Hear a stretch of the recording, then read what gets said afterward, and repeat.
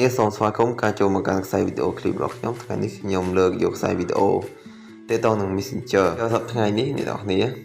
តែអ្នកនរគ្នាធ្លាប់ប្រើនេះគឺវាមាន space ធំអញ្ចឹងសប្តាហ៍ថ្ងៃ Facebook បាន update Messenger មួយដែលមានឈ្មោះថា Messenger Lite គឺអាចប្រើបានដូច Messenger អញ្ចឹង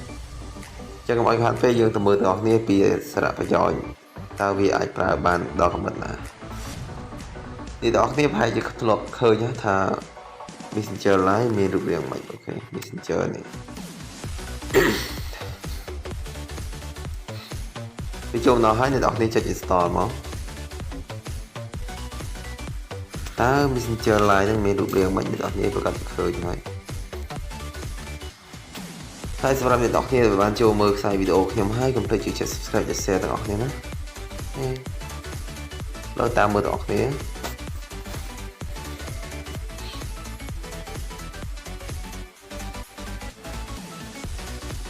រងចាំតិចទេសារអូខេហើយចុច open មក open ហើយវានឹង sign in នៅក្នុងទូរស័ព្ទFacebook របស់យើងទៅបន្តិចមក continue តោះបន្តិចអ្នកនរគ្នាចុចខាងក្រោមនេះមកដូច Messenger យើងអញ្ចឹងអូខេគ្រាន់តែវាតូចជាង space វាអញ្ចឹងវាមានភាពងាយស្រួលជាងសាយគឺតូចមែនតើអ្នកគ្នាអូខេអ្នកនរគ្នាពេលចូលមកដល់នេះអ្នកនរគ្នានឹងឃើញកន្លែងនេះគឺ load new message request ដែរគឺមិនថាមិន different របស់យើងគឺវា load បង្ហាញយើងបដ ாய் រឿងហ្នឹងគឺមានភាពងាយស្រួលមែនតើមួយទៀតយើងកន្លែងនេះមុខងារកន្លែងនេះដូចគ្នាទេកន្លែងសញ្ញាបូកនេះអ្នកនរគ្នាយើងអាចចុចបង្កើត group អីលើហ្នឹងអូខេចឹងនឹងអាចតែបន្ថែមដោយសារផ្ដាសាយមួយទៀតយើងអាចឆាតផងនេះឆាតបានអ្នកនរឆាតជាអ្នកនរគ្នាអាច voice ជាសំឡេងចេះអូខេ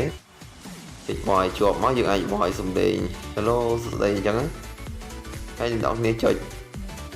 ជាប់1 2 3ចុចជាប់មកហើយលេងទៅ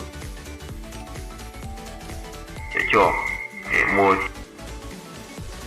ទៀតអ្នកនរគ្នាអាចសរសេរលើក្នុងផ្ទៃភាសាវាមាន emoji មានអីដូចគ្នាអ្នកនរគ្នាជារួមដូច Messenger យើងអញ្ចឹងតែគាត់ថាវាហៅថា Messenger Lite យើងអាចឲ្យមេដៃអាចស្ដាប់ចម្រៀងស្ដាប់អីយើងអាចលុបឆាតអ្នកនរគ្នាលុបឆាតហ្នឹង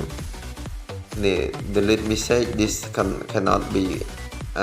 undone អូខេអញ្ចឹង delete មកហើយវាមានភាពងាយស្រួលមួយទៀតអ្នកនរគ្នាអាចមើលចំនួន friend របស់អ្នកលើនេះស្រួលមែនតើហើយចង់ទៅ setting អ្នកនរគ្នាអាចបិទ setting ចូលអធិstate អ្នកនរគ្នាអាចបិទបានមកឆ្ងាញ់មួយទៀតវាមាននេះអ្នកនរគ្នាវាមាន manage storage ចឹងយើងអាច clear storage ដែលអត់ប្រយោជន៍ចោលដើម្បីឲ្យកុំឲ្យវា full អ្នកនរគ្នាអាច clear ចោលមកអញ្ចឹងអ្នកនរគ្នាអាច back វិញមកហើយអ្នកនរគ្នាអាច switch account ពីមួយទៅមួយបានទៀតឡើយនេះអ្នកនរគ្នាយើងអាច switch account add ទៅ Facebook ណាផ្សេងក្រៅពីដឹងហើយមួយទៀតអ្នកនរគ្នាអាច account setting អ្នកនរគ្នាអាចផ្លាស់ប្ដូរ profile នេះ personal info security អីលើនឹងស្រេចអ្នកនរគ្នាអាចតេស្តថែមហើយអ្នកនរគ្នាក៏អាចបដូរ notification sound យើងអាចបដូរអាចបិទអាចអីចឹងណាមិនតែប៉ុណ្ណោះអ្នកនរគ្នាអាចនេះមើល message request ដូចគ្នាឡើយដែរតែវាសំខាន់វាបង្ហាញនៅលើនេះស្រេចហើយ new message request នេះ